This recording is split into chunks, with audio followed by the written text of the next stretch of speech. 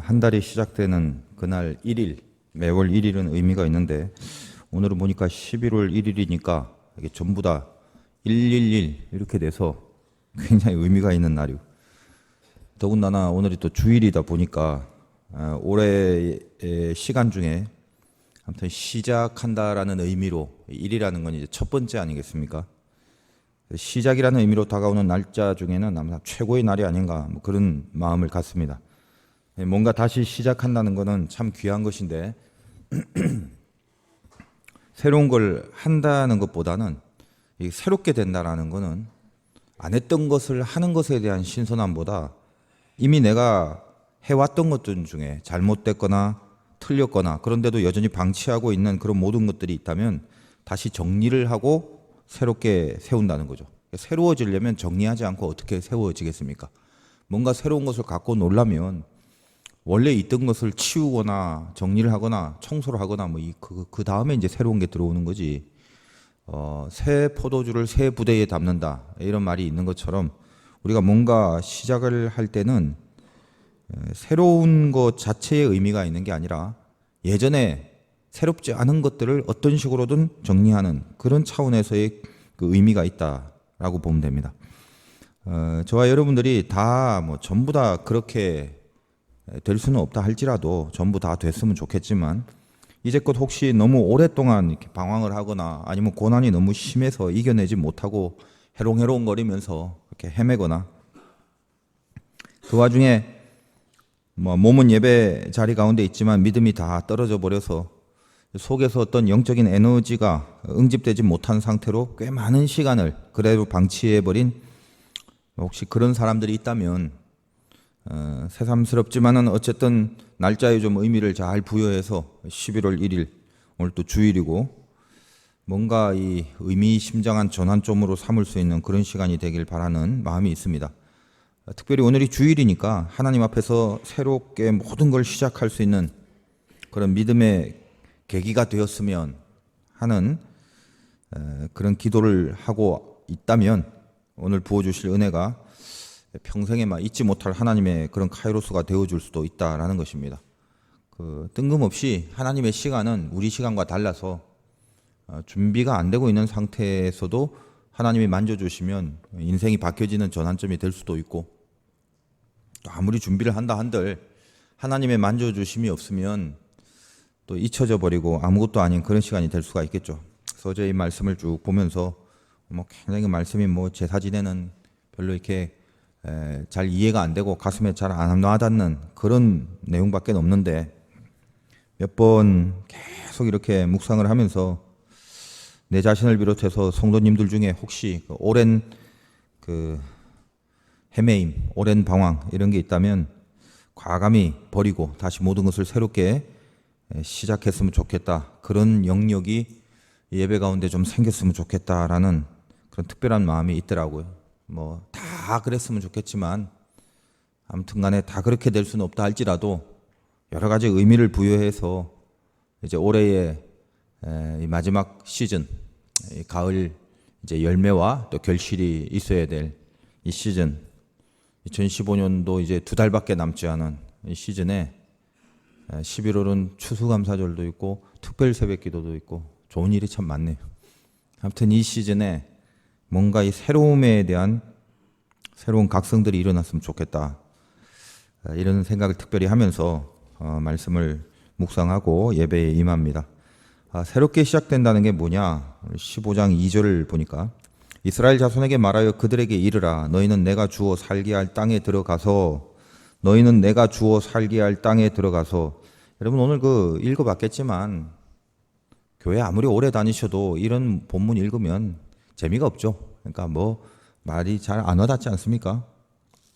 아닌데요. 저는 다 이해하고 다 아는데요. 이러면 할 수 없어요. 그럼 대단하신 분이고 목사인 제가 봐도 이거 읽기가 깝깝하단 말이죠. 한 제사 이런데 그래서 이 중요한 거는 이 제사가 지금 어떤 건가에 대한 하나하나의 그 깊은 의미들이 분명히 있습니다만 이 제사에 대해서 제일 중요한 하나님의 이 요구, 이렇게 니네는 제사를 드리라 하고 좀 복잡하게 자세하게 얘기를 하고 있는데 이렇게 제사를 지내라라고 말하는 하나님의 요구가 과연 누구에게 향하는가? 이걸 한번 생각해 본다면 말씀드렸다시피 2절에 내가 주어 살게 할 땅에 들어갈 사람들, 너희는 내가 주어 살게 할 땅에 들어가서 이래 해라고 쭉 나오잖아요. 누구한테 줬다는 것입니까? 하나님이 약속한 가나안 땅에 들어갈 사람들에게 주는 하나님의 요구입니다. 여러분 이전에 알다시피 지금 출애굽한 사람들 중에 1세대들이 하나님 앞에 원망하고 범죄해서 가나안에 들어가지 못했다고 했죠. 그래서 이제는 새롭게 가나안으로 들어갈 출애굽 2세대들이 오늘 이 말씀에 의하면 내가 너에게 주어 살게 할 땅에 들어갈 자들이에요. 그러니까 출애굽 2세대들에게 요구하는 메시지라는 것입니다. 이걸 오늘 우리의 이 신앙의 영성에 적용을 시켜본다면 우리가 1세대들처럼 믿음을 잃어버리고 막 약속을 놓쳐버리고 허우적거리고 있는데 니네 끝났다. 이제 그걸로 망했다. 니네 이제 더 이상 절망이다. 이렇게 하는 것이 아니라 다시는 그렇게 살지 말라고 새롭게 일어나라고 하나님이 요구하시고 있는 메시지들하는 것입니다. 우리에게 옛날처럼 그렇게 믿음 잃어버리고 약속 놓쳐버리고 헤매고 그러고 상태 안 좋은 상태로 오랫동안 방치하고 있다가 니네는 그렇게 살면 안 된다. 이제 새롭게 출발을 해야만 하지 않겠냐. 니네가 새롭게 출발할 인생이라면, 내가 주어 살게 할 땅에 들어갈 인생이라면 이제는 이렇게 해라 라고 시작하면서 제사에 대한 이야기를 확 하고 있던 그런 장면이라는 것입니다. 따라서 오늘 이 말씀을 통해서 우리에게도 새로운 시작이 반드시 있어야 되며 새로운 시작은 반드시 필요합니다.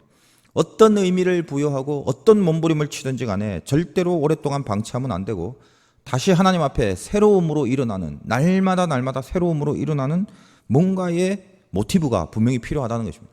그런 의미에서 새로운 시작이 있으려면 오늘 본문 가운데 어떤 자세가 필요한가 하나만 말씀을 드리겠는데, 이 바라보는 것을 거시적으로 바라보라는 것입니다. 굳이 좀 이게 표현을 문장으로 좀 이렇게 말씀을 드린다면 거시적으로 바라보고 미시적으로 이렇게 실천하라. 이게 굉장히 중요하다는 거예요.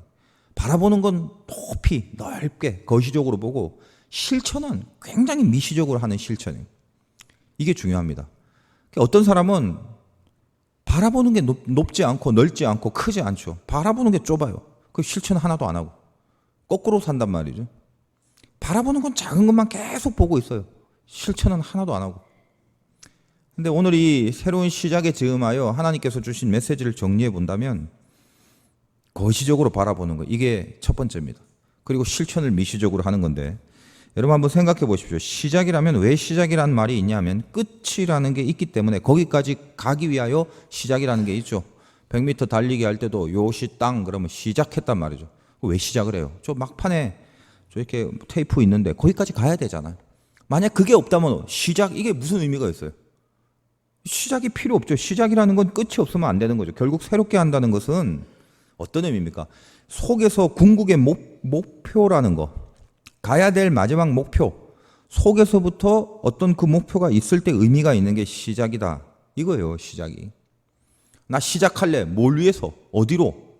무작정 아무것도 모르고 시작한다? 그건 의미가 없어요. 그런 시작은 없어요. 새로움이라는 거, 시작이라는 건 목표가 설정이 돼야 되는 거예요. 목표 설정 없이 길길이 날뛰는 시작은 이거는 의미가 없는 시작이에요. 성도가 교회를 다니고 예수를 믿으면서도 살기 힘든 이유가 뭐냐 하면 당하는 일이나 닥치는 환난이나 고난도 힘들지만 더 중요한 거는 그 고난 때문에 선명한 성도로서의 목표와 방향, 이게 안 보인다는 거죠. 그러니까 어떻게 해야 될지 아무것도 안 보이는 게 힘든 거예요, 사실은. 우리 나그네죠. 근데 본향이 있죠. 본향을 향해 가는 나그네면 그 나그네 인생이라는 게 여행이 되는데 본향이 안 보이는데 나그네, 그거 방황이죠. 그건 노숙이란 말이에요. 그거는. 그런 의미에서 거칠고 높은 산길에서 무슨 길을 잃으면 그런 말 있지 않습니까? 사람이 당황하게 되고 그럼 어떻게든 무작정 내려가려고 하는데 그래서 마을을 찾거나 또 길을 찾거나 이러려고 하는데 그러면 죽는 거라는 거죠. 전문가들은. 오히려 길을 잃어버리면 더 높은 곳에 올라가서 어디에 무엇이 있는지 보고 자, 저기 길이 보이는구나. 저기 마을이 있는구나. 분명히 다시 보고 그 방향을 선명히 잡고 가야 산다. 이런 말 많이 듣지 않습니까?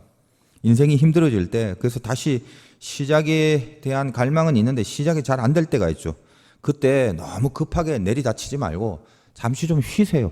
쉰다는 말은 좀 이렇게 멈춰서서 내가 지금 궁극의 목표가 뭔지 이걸 다시 생각해보는 시간이 철저하게 필요하다는 것입니다. 거시적으로 볼 수 있는 여유를 갖고 있어야 돼요. 여유한 말이 맞는지 모르겠는데 우리는 그 생각을 안 하죠. 마지막 목표가 뭔지.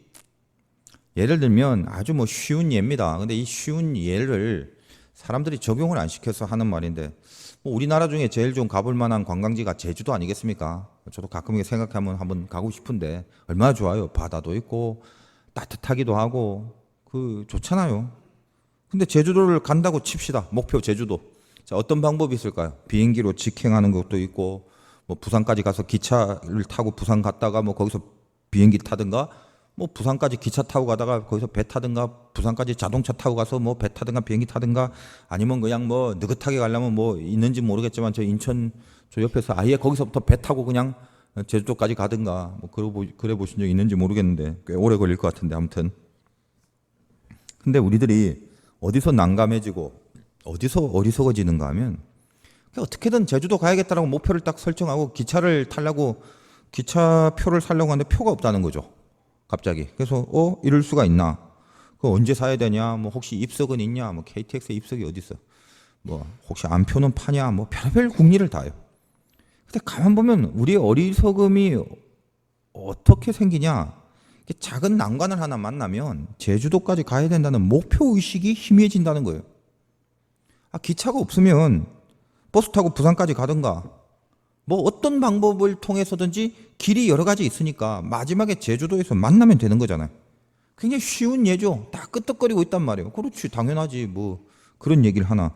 근데 우리 실상이 뭐냐면 쉽게 생각하면 안 돼요. 제주도를 가야지 하면서 시작을 했는데도 불구하고 기차표 딱 없으면요, 희한해요. 제주도라는 목표가 희미해져요. 그 제주도 간다라는 목표 자체가 다운이 돼버려요. 그게 어떤 겁니까? 우리 영적으로 우리가 생각을 한다면 마찬가지. 어떤 환난과 고난이 있을 때 처음에는 뭐 말씀도 듣고 기도도 하면서 영광을 위한 목표도 세우고 인생이라는 게 이런 거다라는 것. 이제까지 쭉 살아오면서 신앙생활하면서 나름 좋은 얘기는 다 들어갔고 목표 설정할 줄은 알거든요. 근데 뭐예요? 그냥 살짝 고난이 딱 스치면 이게 영적인 거기 때문에 마귀가 우리의 눈을 교란시켜서 거시적으로 볼 수 있는 안목을 다 차단시켜 버리는 거죠. 지금 기차표가 없네. 지금 차를 못 타네. 그냥 여기에 꽂혀갖고 거시적으로 보는 눈이 차라리 눈이 이렇게 감겨지면 되는데 미시적인 아무것도 아닌 것에 집중을 해갖고 거기에 꽂혀서 전체 큰 목표를 다 사라져 버리게 한다는 것입니다. 그럼 뭐다? 힘들어져요. 방황한단 말이에요. 여러분 인생에 고난이 있어서 어려운 게 아니라요. 잘 생각해 보세요. 그 고난 때문에 거시적으로 봐야 될 마지막 방향과 목표 이거 다 놓쳐버려서 어렵단 말이에요. 그것 때문에 힘든 거예요. 아무 이유 없어요. 고민에 집중하기 전에 인생을 전체적으로 한번 보자 말이에요. 새로운 시작이 앞서서.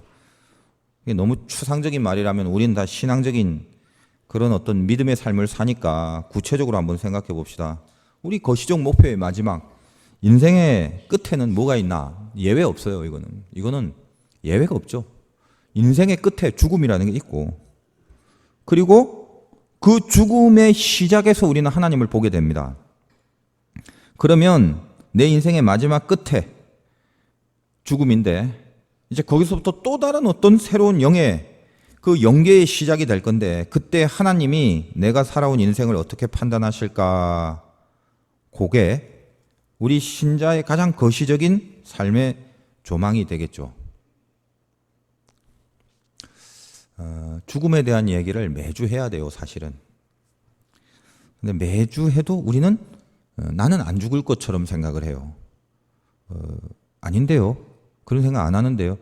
마음가짐이 그래요. 마음가짐이. 내일 죽는다는데 이러고 있겠어요? 아니죠. 근데 사실은 얼마 남지 않죠. 얼마 남지 않았어요. 그거를 늘 실감해야 되는데 참 어렵죠. 왜 그걸 실감해야 되냐면 죽음 때문에 발발발 두려워 떨라는 말이 아니라 그 마지막 목표라는 게 어딘가를 알고 가야 되는 거 아니겠습니까? 우리는 죽어요. 예외가 없어요. 다 죽어요. 얼마 안 남았어요. 근데 거기서 분명히 하나님을 보게 됩니다. 오늘 말씀 제목이 향기인데 그렇다면 그 마지막 때에 하나님이 나를 보고 내 인생을 분명히 판단하실 그날이 나의 목표예요. 이 땅의 마지막 목표. 아시겠어요? 이게 흔들리면 안 돼요. 하나님이 내 마지막 때에 나를 통해서 향기를 맡으실 수 있을까? 그게 궁극의 목표 아니에요? 여러분이 만약에 부자로 살았다면 하나님이 향기를 맡으실까요? 아니면 이 땅의 권세와 명예와 지위가 높았다면 하나님께서 어휴 높은 놈 왔네 그러면서 너 향내가 난다 이러실까요? 향기. 내가 하나님 앞에 향기가 하나님이 나를 킁킁킁 맡아보고 네 인생에서 향기가 나는구나. 이러면 이렇게 가슴 뛰지 않습니까? 그런 인생을 좀 살고 싶은? 눈빛들이 좀 가슴 뛰는 눈빛들 좀 하고 앉아 계세요. 좀.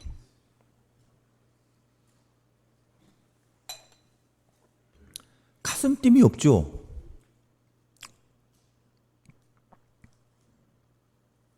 오늘 본문에 나오는 제사를 한번 보십시오. 복잡한 제사법에 대한 이야기는 주일 설교니까 생략합니다. 단지 참고로 이 카이로스 성경 공부를 하면 다 좀 알게 되는데 이 제사는 크게 두 부류로 나눕니다. 어떤 목적에 따라 나누는 제사가 있는데 번제, 소제, 화목제, 속제제, 속건제 5개가 있어요. 그러니까 이게 다 예수님과 관계되는 건데 어쨌든 성경에 그 제사에 대한 얘기가 많이 나오면 제사의 목적에 따라 5개가 있다. 번제, 소제, 화목제, 속제제, 속건제. 그 다음에 제사를 드리는 방법에 따라서 또 그 제사에 대한 그 얘기가 달라요.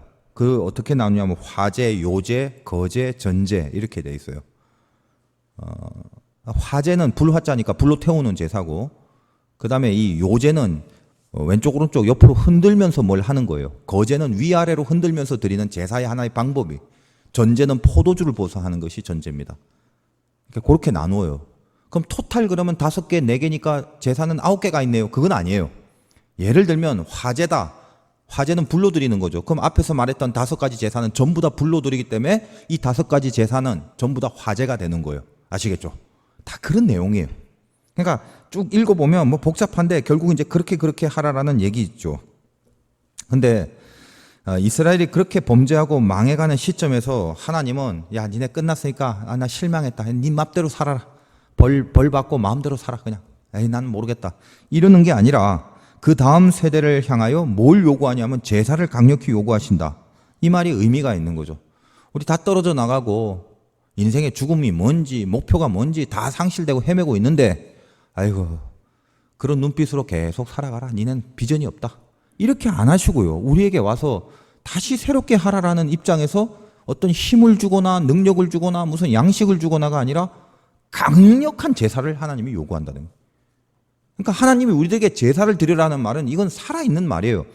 우리를 당신의 자녀로 여기시지 않으면 이런 제사에 대한 얘기 안 하셔요. 하나님은. 반드시 기필코 새로운 하나님의 백성으로 세워주시기 위한 하나님의 가장 절실한 마음이 투영된 그 메시지가 너희는 철저하게 예배를 드려라 제사를 지내라 이 얘기예요. 구약의 얘기는. 그러니까 이건 읽어보면 얼마나 우리에게는 소망이 있는 그런 귀한 감사인지 모릅니다. 더군다나 오늘 제사의 설명은 항상 보면요.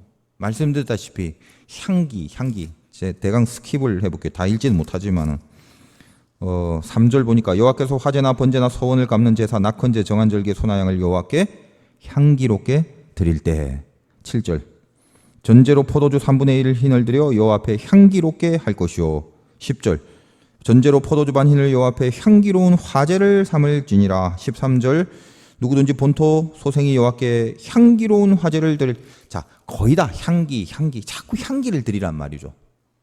그러니까 이 말은 하나님 앞에 그 향기 나는 인생이 되기를 소원하는 그런 그 거시적인 목표. 지금 뭐 짠짠한 문제, 아픔 이런 거 잠깐 좀 쉬세요. 접고 내가 왜 속상해하고 왜 아파하고 왜 힘들어하고 이거 그 잠깐 접으란 말이에요. 그 눈을 떼서 향기에 집중을 해보세요. 제일 먼저 네가 봐야 될 거 무조건 그걸 보라는 말이에요. 그래서 성경은 우리들에게 항상 영혼과 범사 그의 나라와 모든 것 대조를 하죠. 내 영혼이 잘된 같이 범사에 잘된. 그러니까 우리는 범사를 노리지 말고 범사는 미시적인 거고 내 영혼이 잘되면 거시적인 거고 그러니까 영혼이 잘 되는 걸 봐야 미시적인 범사에 대한 터치가 있을 거 아니에요? 먼저 그의 나라와 의를 구하라. 이게 거시적인 거죠. 이걸 봐야 그의 모든 것을 이라는 미시적인 게 하나님의 터치가 있을 거단 말이죠. 알잖아요. 아는데 늘 우리는 그걸 못 본단 말입니다. 향기가 있냐? 내 인생의 마지막 목표에 하나님 앞에 내 삶을 통하여 향기를 받으실 거를 늘 보고 있느냐? 가슴이 뛰냐? 기대가 되며 그것을 향한 목표와 행복과 어떤 도전과 소망과 계획들이 있냐? 그 거시적인 목표가 있는지 그것부터 제일 먼저 봐라. 니네가 정말 내가 들어가야 될 땅에 들어갈 자녀라면 향기를 나에게 드려라. 이거예요. 하나님의 말씀은. 근데 모든 오늘 이 이야기는 결국 어떤 사람에게 그럼 해당되고 적용되냐라고 했을 때 아무리 제가 여기서 침 튀기가면서 얘기해봤자 하나님의 존재를 믿는 자에게나 적용되는 거지, 하나님을 안 믿고 하나님이 없다고 생각하는데 무슨 마지막에 하나님 만날 일이 있으며 더군다나 향기는 뭐에 필요하냐 이거죠.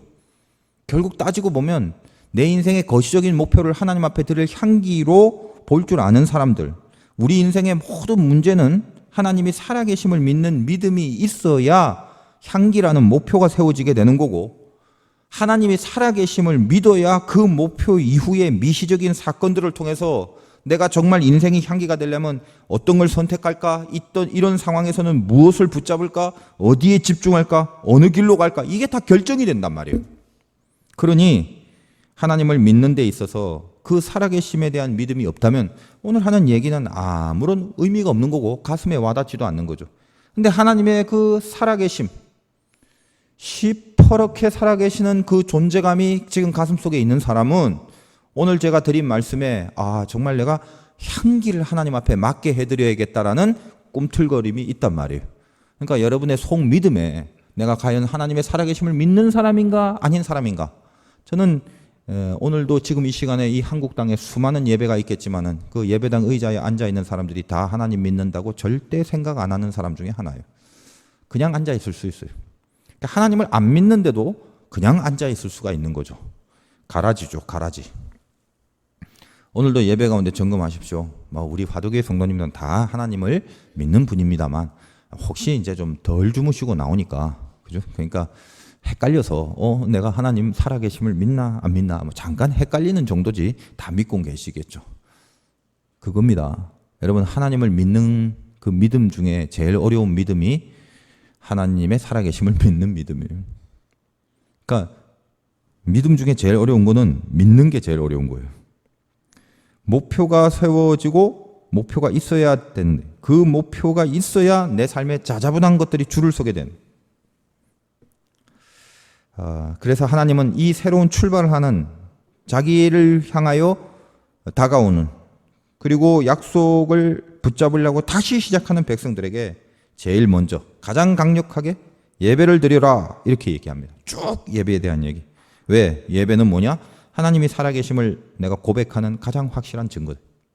입으로 믿습니다, 살아계심을 압니다, 이렇게 살지 말고 네가 진짜 산다면 그 입으로 얘기하는 게 얼마나 쉬워요. 주 예수를 믿습니까? 나는 믿습니다라고 얘기하세요. 그게 거짓말이든 속에 있든 없든 사람이 새치혀를 놀리는 것처럼 쉬운 게 어디 있어요. 그러니까 그런 걸로 안 따지는 거예요. 삶 속에서 삶의 언어로 고백해라. 그게 뭔데? 제사 드리느냐 안 드리냐 그거예요. 내가 예배를 드린다면 하나님의 살아계심을 고백하는 가장 확실한, 그중 우리 인생 가운데 가장 확실한 증거로 하나님이 보기 때문에 이 제사라는 걸 쭉 지금 우리들에게 얘기하고 있다는 것입니다. 예배 가운데는 말씀이 있고 예배 가운데는 기도가 있죠. 그래서 예배 중에 말씀을 들으면 이 말씀은 다 그런 건 아닙니다만 전반적으로 그래요. 거시적인 목표가 되살아나요. 그러니까 예배 가운데 있게 되면 들린 말씀을 통해서 잊었는데 나의 마지막 궁극의 목표가 그거였지 하면서 보게 된단 말이에요. 이 말씀은.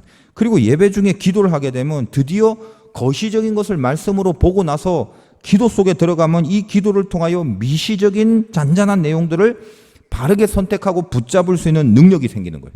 그러니까 하나님 면전에 서게 되면 모든 불필요한 것들이 다 정리가 되고 거시적인 목표와 미시적인 실천력이 같이 생기는 능력을 얻게 됩니다. 코람데오 전문용어로. 하나님 앞에서 이게 예배의 가장 실체. 그래서 오늘 이 본문이 제가 다 다룰 수는 없어요. 다 하나하나 의미가 있는 건데 그냥 이렇게 전체적인 줄거리가 어떤 겁니까? 제사의 종류를 열거하는데 일단 상황에 어떤 상황에 따라 자기에게 필요한 예배를 드리는 얘기를 많이 하거든요. 그냥 아주 그냥 빨리 대강대강 스킵을 한다면 예를 들면 뭐 12절에 보면 너희가 준비하는 수효를 따라 각기 수효에 맞게 하라. 그러니까 그냥 건성이 아니라 딱 그 사람의 숫자에 맞게끔 예배를 드리라. 그런 얘기. 14절 같은 데 보면 너희 중에 거류하는 타국인이나 너희 중에 대대로 있는 자 누구든지 여에게 향기로운 자 타국인, 이방인, 뭐 팔레스타인 땅에 스쳐 지나갈 수도 있고 어떻게 섞일 수도 있겠죠. 유대인이 아니라 할지라도 같은 공간에 있으면 예배 드리는 사람 삶을 살아라. 그런 거. 또 20절에 너희의 처음 익은 곡식가루 너희들에게 처음 익은 거 처음 열매 드려라. 왜? 처음이라는 거는 소중하고 귀중한 것도 있지만 이게 뭐예요? 하나님께로 온 것임을 고백하는 거죠. 제가 이게 시간이 되면 좀 이따 한번 제 얘기를 하려지 갈등 생기는데 왜 처음 익은 걸 자꾸 드리래요? 이 처음이 다 하나님 거예요. 하나님 거. 그거에 대한 상징이에요. 상징. 그러니까 하나님 거를 하나님 거로 볼 수 있느냐? 가장 귀한 걸 드릴 수 있느냐? 그런 거죠. 또 22절 너희가 그릇 범죄하여 여호와의 모세에게 말씀하신 모든 명을 지키지 못하면 제사를 드려. 자, 잘 가다가도 죄 지을 수 있단다. 그러나 하나님은 그것마저도 아시고 죄 지으면 회개와 또 제사를 통해서 용서함을 받아라. 그러니까 여러분 인생 살다가 좀 힘들고 뭐 못나고 그러면 아예 예배관도 나중에 다 정리되면 깨끗해지면 좀 평안이 오면 그때 예배 드리러 와야지. 요것처럼 잘못된 게 없죠. 왜냐하면 이 제사라는 건 형편 안 좋을 때 뒤틀릴 때 막 죄 짓고 있을 때 그때도 예배라는 방법을 통해서 하나님 앞에 오기를 원하는 거지. 지 혼자 정리 다 하고 온다? 이런 거 없단 말이에요. 무슨 뭐 예배 드리는 게 무슨 어디 레저 하는 거예요? 못날 때마저도 예배자로 있느냐 그 말이에요. 그러니까 어때요? 이 모든 게 이제 군데군데 봤지만 모든 예배와 제사가 아무튼 온전히 하나님 앞에 드려져야 된다는 거고 이 제사를 온전하게 지키려면 철저하게 하나님의 분명히 살아계심을 믿는 그 믿음을 전제해야 이 향기로운 제사와 향기로운 예배자, 인생을 향기롭게 살려는 목표가 생길 거다. 이 말입니다. 오늘 뭔가 우리에게 새로움을 얻기 위한다면 그리고 여러분의 일들이 새롭게 잘 풀려가길 바라겠지만 그걸 바라기 전에 여러분이 드리는 예배가 이 새로움으로 다시 세워지는 결단이나 계획을 반드시 오늘 이 예배 가운데 하기를 바라요. 저는 생각 볼 때 이 주일 예배 달랑 드리고 신앙생활 다 했다라고 말하는 사람은 절대 믿을 수 없습니다. 일생을 살아면서 일주일에 딱 한 번 코람데오 하나님 앞에 나와서 예배 드리는 게 주일 예배 한 번이다. 그리고 나 크리스찬이다. 그 뭐 썬데이 크리스찬이라고도 말합니다만 뭐 그런 게 중요한 게 아니라 일단 그 사람은 믿을 수 없어요. 온전히 살 수 없습니다. 절대로. 그러니까 예를 들면 자기가 나름대로 혼자 시간에 자기 큐티를 하는 사람이라든지 아니면 혼자 정해진 기도 시간 속에서 하나님 앞에 작은 예배에 하던 모습을 드린다든지 뭐 가정 예배를 드린다든지 직장 다니는 사람은 직장에서 뭐 신회를 드린다든지 그런 그 중간중간 한 주 동안에 그런 예배가 있는 사람들이면 모르겠지만 그런 거 하나도 없이 전적으로 주일날 달랑 교회 와서 예배 드리는 거 그게 인생의 이 신앙의 예배의 모든 것 중에 딱 달랑 그거 하나라면 그거 곤란해요. 절대로 그런 사람은 바로 설 수 없습니다. 그 주일 예배 말고도 뭔가 하나 정도는 분명히 더 이렇게 하나님 앞에 좀 드려봐야겠다. 이런 그런 새로운 계획, 그것부터 이렇게 딱 세워놓고 다른 거 한번 시작해보라는 거예요. 그 쓸데없는 고민 일단 접고 내가 지금 이 제사를 하나님 명하고 있잖아. 우리에게 새로 시작하냐 하면서 그럼 너 이래라 저래라 다른 말 안 하도 아니고 전부 제사 얘기, 제사 얘기. 예배. 이렇게 얘기를 하시는데 적용시켜야 될 것 아니겠습니까? 뭐 새벽 기도 같은 거는 뭐 너무 귀한 거죠. 근데 그런 게 힘들다면 적어도 뭐 금요일 밤에 내가 철학 예배를 한번 계획해보자. 시간 안 했는데 세상은 뭐 불금하죠. 불타는 금요일 그러는데 우리는 불금이 불타는 기도해줘. 기도불이 타오르는 불금 얼마나 좋아요.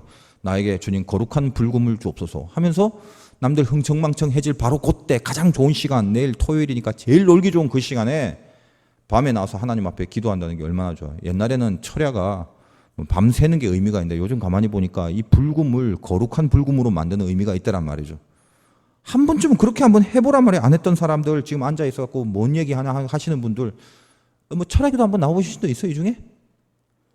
없는데요. 그럼 한번 계획도 한번 세워보시고 보세요. 뭐 번제, 화제, 소제 뭐 전부 다 제사.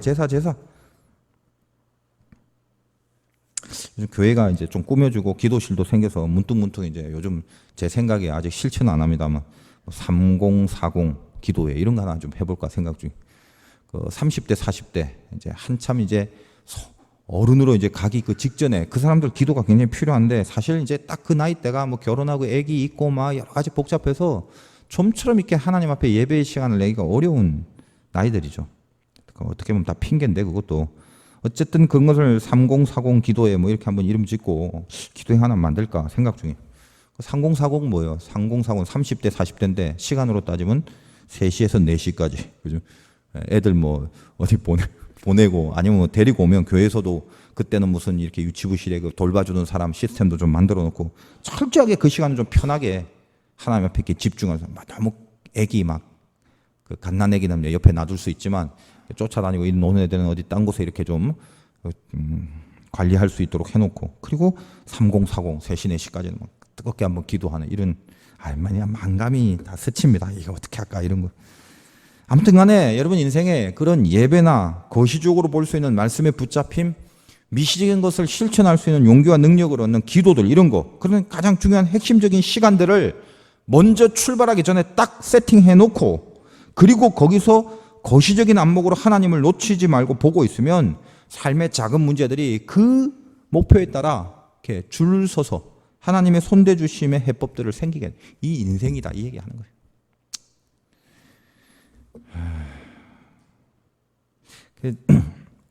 뭘 예화를 하게 되면 간증이라는 걸 하게 되고 이게 보면 참 이게 이제 곤란한 게 많아요.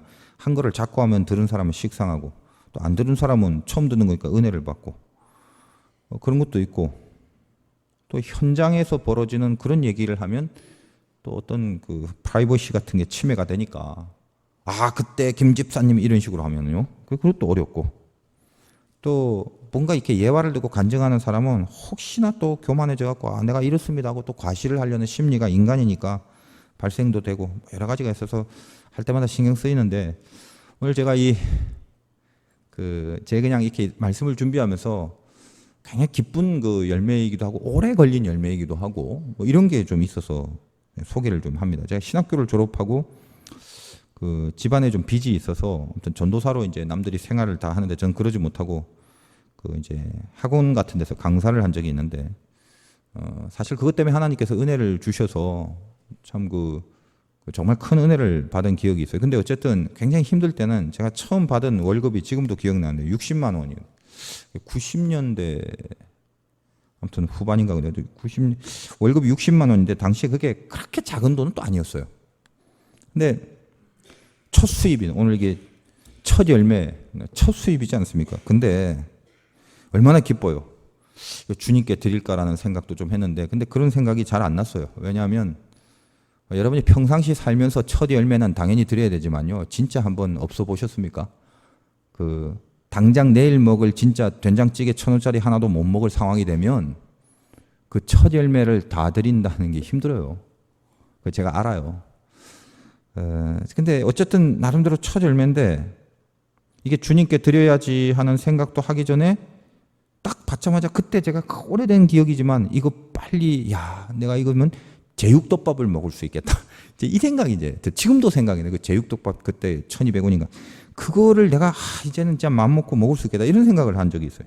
그래서 이걸 그다음엔 요건 남은 건 어떻게 하고 그 앞으로는 어떻게 하고 뭐 이렇게 뭐 어느 정도는 뭘 갚고 이렇게 행복한 궁리를 하고 있는데 너무도 오랜만에 그 친구가 연락을 저한테 전화를 해줘. 굉장히 어렵게 말할 꺼내는데 이 친구 뭐 저한테 별로 연락을 안 했는데 그 이유가 있어요. 조금 이따 말씀드릴게요. 그 애들은 이제 그때 저는 미혼이었어요. 미혼 결혼하기 전. 근데 그 친구는 애들이 이제 뭐 이렇게 많이 낳는지 3명인가 뭐 이렇게 낳고 잘 이렇게 막 키우고 있는데 정말 이렇게 방법이 없어서 그랬는지 저한테 참 어렵게 했거든요. 혹시 미안한데 너무 오랜만에 돈 좀 빌려줄 수 없냐고. 속으로 흠칫했죠. 만약에 오늘 제가 이 월급 받기 전 어제 얘기를 했다면 제가 기분 좋게 야 미안하다 나 돈 한 푼도 없다. 사실이니까 그랬을 텐데 60만 원 있잖아요. 그래서 조심스럽게 이렇게 네가 얼마나 힘들면 나한테 이런 부탁을 하겠냐. 너 얼마나 필요하니? 근데 사람이 항상 단위별로 빌리지 않습니까? 50, 10, 50, 100 이런 식으로. 60만 원이 필요해. 그러는 전화 진짜 미치겠어요. 그래서 제가 그래 내가 좀 어려운데 밤에 연락을 할게. 그러면서 제가 그때 이제 서대문에 조그만 쪽방 같은데 좀 살았는데 저 종로에서 계속 저녁 길을 걸으면서 지금도 제가 잊지를 못해요. 고민을 한 거예요. 기도를 하면서 어떻게 하나. 좀 짜증도 났고 사실 아무 생각 없이 제 코가 다 빠리니까 모른 척 할 수 있잖아요. 그 친구가 오래 지금까지 계속 연락이 있었던 것도 아니고 지금까지 동거래가 없었는데 근데 더 중요한 건 뭐냐면요. 그 친구가 원래 교회를 다녔다가 이단에 빠졌어요. 저 때문에 처음에 고등학교 때 교회를 다니다가 이단에 깊이 빠져버렸어요. 그래서 이단에 같이 있는 여자하고 결혼해서 살고 그래서 애들 데리고 다 이단에 나가는데 거기서 꽤 깊은 사역을 했어요. 이 친구가. 그러니까 여러분 잘 모르겠지만요. 이단에서 그 정도 깊이 들어가면 나오기가 굉장히 힘들어요. 그래서 초창기 들어가서 제가 몇 번이나 얘기를 했는데도 이 이단이라는 게 힘들더라고요. 내 말은 다 이해를 하고 내 말을 들으면 다 끄떡여진대요. 근데 안 된대요. 그렇겠죠. 저하고 어떻게 말싸움해서 이길 수 있겠어요. 근데 안 된다는 거예요. 이게 이단이에요. 그 생각하니까 갑자기 핑계죠. 좀 밉기도 하고 줄마음이 딱 사라지기도 하고 더군다나 벼룩이 간을 내먹지. 아무튼 여러 가지 이 마음에서 접으려고 머리를 털면서 걸어가는데 속에서 자꾸 이 싸움이 걸리는 거예요. 싸움이. 무슨 말씀을 하시냐면 그냥 제 머릿속에 가슴속에 속옷을 달라면 겉옷까지 주고 속옷을 달라면 겉옷까지 주고 미치겠는 거예요. 한 30만 원 정도 달라면 좀 주고 힘들어도 나도 좀 나머지 갖고 대강 급하니까 쓰고 그럴 건데 어떻게 그렇게 딱 60이 하나님 뭘 원하시나요? 그랬더니 말씀은 안 하시고 자꾸 속옷 달라면 겉옷 주고 속옷 달라면 겉옷 주고 두꺼 봐 헌집 줄게 이런 것 같아요. 그러다가 걸어 충종로 지금 여기 종근당 건물이 있는데 지금도 기억나요. 그 종근당 건물 앞에서 공중전화를 하게 됩니다. 내가 어쨌든 구했으니까 내가 빌려줄게 얘기를 하게 됩니다. 그랬더니 이제 그 친구가 내가 3달 안에 꼭 갚을게. 그래서 괜찮다. 여유가 되면 해라. 그리고 이제 고맙다는 말을 듣고 전화를 끊었는데 사람이 이제 이렇게 딱 주겠다고 해고 속이 상한 거예요. 속이. 그러니까 막 화만 나는 거예요. 내가 실력도 없고 여유도 없고 무슨 인격도 안 되는데 뭔 짓을 한 건지. 이렇게 속상할 걸 뭐 하려고 성인군자처럼 그랬는지. 근데 그때 이제 제 마음에 이제 어떤 기도가 나왔냐면 제가 거룩해서 그런 게 아니라 억울하잖아요. 하나님, 이 상황을 주님 말고는 이 세상에 누가 알겠습니까? 이 친구도 내가 이런 첫 봉급 그거를 다 준 거를 저는 받을 생각 안 했거든요. 항상 저는 돈을 누가 이렇게 줄 때는 이 돈으로 무슨 이런 거는 인생의 제 철학이 있어요. 절대 돌려받지 않는다. 이거예요. 제가 이거를 어떤 상황인지 어떻게 알겠습니까? 주님만 아시죠. 그러니까 제가 억울해서 미치겠으니까 자, 기도 한번 꼭 들어주세요. 하나님 이 친구 제발 저 이단에서 좀 나오게 해주세요. 저는 주님 말씀 하나 순종한 거 딱 속옷 겉옷 그 말씀 그거 하나 보고 한 거니까 제가 만약에 이단에 계속 있으면 이 피 같은 돈 순종한 결론이 이단한테 가는 거잖아요. 간절히 기도했어요. 하나님께서 나 이거 억울하지 않게 좀 해주세요. 제 이단에서 좀 나오게 해주세요. 뜨겁게 아무튼 기도를 하니까 제 마음에 여러 가지 속상함과 억울함들이 다 사라지더라고요. 전에부터 그 친구는 알았지만 이단에서 나오게 해달라고 그렇게 그날 간절히 기도한 적이 없어요. 한 3개월쯤 지났나 전화가 왔는데 목소리가 신통찮아요. 저기 내가 이제 돈 갚을게. 벌써 여유가 없어요, 톤이. 그래서 괜찮다. 안 갚아도 되고 나중에 네가 아주 넉넉해지면 그때 생각나면 그때 얘기해라. 지금 괜찮다. 괜찮긴요. 당장 된장찌개 하나 사 먹을 돈이 없는데. 여러분 이 얘기하면 역시 목사님 감동스러워. 그러죠. 그 죽을 맛이에요. 그 진짜 힘들어요. 그거 정말 힘들어요. 그걸로 끝나고 얼마가 걸렸던가. 한참 세월이 지나고 제 기억 속에도 다 사라지고 어느덧 저는 화도교회 담임 목사가 돼서 사육을 하고 있었던 몇 년 전이에요. 그 친구가 어느 날 전화를 해서 하는 말이, 용도가 나 이제 거기 나왔다. 모든 걸 청산했다. 20년 정도 됐나. 제가 그날 화장실 가서 진짜 꺼이꺼이 통곡을 했어요. 거울을 바라보면서. 그때처럼 기쁜 날이 없어요.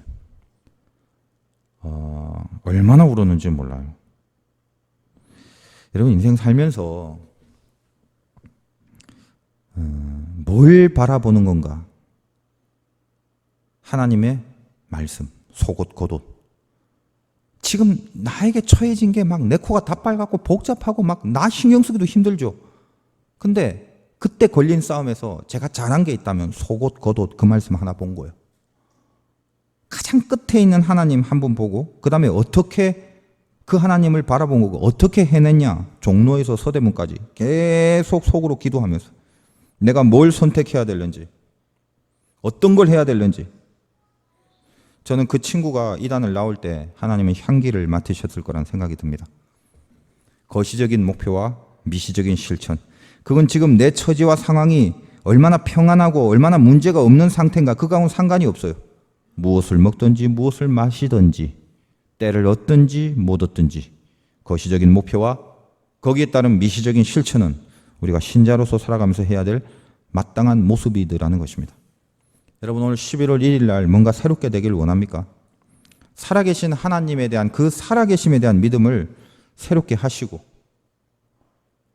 세상이 거꾸로 돌아간다 해도 왜 나만 이래야 해 하지 마시고, 나는 하나님의 말씀을 따른다는 각오를 할 때 새로움이 생기는 거죠.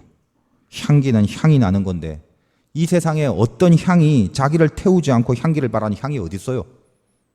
근데 절대로 자기는 태워서 죽으려고 하지 않고 향기만 바라고 싶다고요? 말도 안 되는 소리 하지 마세요.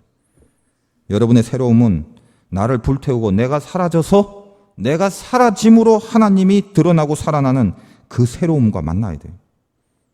오늘 한번 곰곰이 생각해 보십시오. 내가 지금 뭘 놓치고 사는지, 무엇 때문에 이 고민과 속상함과 이 화와 이 분이 일어나는지, 정말 여러분이 하나님을 보고 가는 건 맞습니까? 얼마 남지 않은 인생 하나님 만날 자신 있어요? 잠시 골똘하게 숙인 고개를 한번 들어보세요. 땅만 보지 말고 이렇게 하늘을 한번 봐달라는 거예요. 어디가 궁극입니까? 땅이에요? 하늘이에요?